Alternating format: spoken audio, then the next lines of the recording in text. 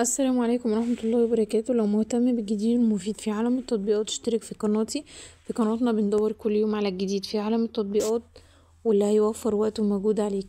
مش محتاج تتعب نفسك، كفاية تشترك وتفعل الجرس عشان يوصلك شرح لأحدث التطبيقات المحلية والعالمية لتغيير استخدامك لتليفونك. تطبيق النهاردة اللي هنتكلم عنه يا جماعة هو وفر اكس. التطبيق ده عمليات التنزيل بتاعته اكتر من 1,000,000 عملية تنزيل. سعة التخزين بتاعته 72 ميجا بايتس. التقييم بتاعه يا جماعة واخد 4.4 تقييم.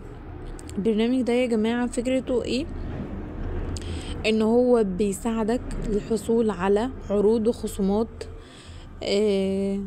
عالية او افضل العروض والخصومات بتكون عليه.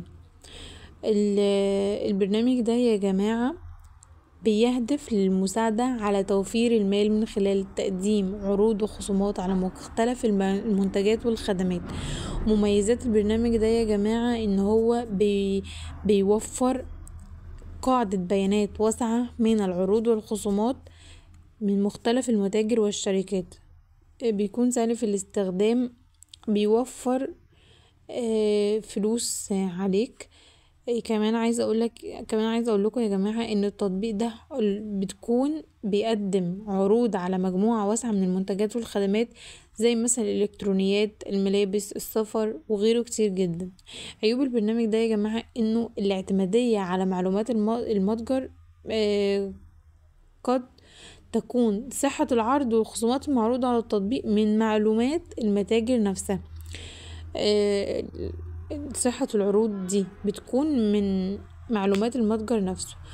وكمان يا جماعة بتكون هناك بعض العروض منتهية الصلاحية وغير دقيقة، والبرنامج بيتم توفيرها وما بتكونش صحيحة.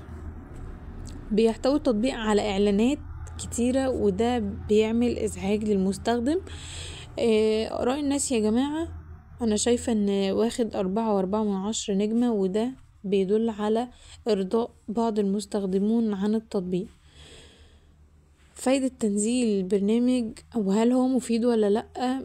ممكن التطبيق ده يكون مفيد للاشخاص اللي بيدوروا على طريقة لدفع المال عن التسويق او الحصول على خدمات مختلفة. كمان عايزة اقول لكم يا جماعة ان الناس اللي كانت بتقول تعليقات سلبية عن البرنامج ده هما ان هو لما بيتم تأكيد رقم التليفون او سرعة اضافة الكاش وصورة الريسيت، هو سيء في تأكيد رقم التليفون، سرعة اضافة الكاش وصورة الريسيت. كمان يا جماعة بيقولوا ان هو ما بقاش بيتوافق مع اصدار اندرويد نوجا 7 بكل اسف مضر، فالتطبيق ده انا حذفته. عايزه اقول لكم بقى يا جماعه ان احنا القناه بتاعتنا دي هي القناه الوحيده اللي بتتكلم عن التطبيقات بدون تحيز لاي تطبيق، وكل واحد في قناتنا بيقول تجربته الحقيقيه سواء كانت تجربه ايجابيه او تجربه سلبيه. هنثبت تعليقه عشان الكل يستفيد من تجربته. استنى تعليقكم، استناكم في تطبيق جديد. مع السلامه.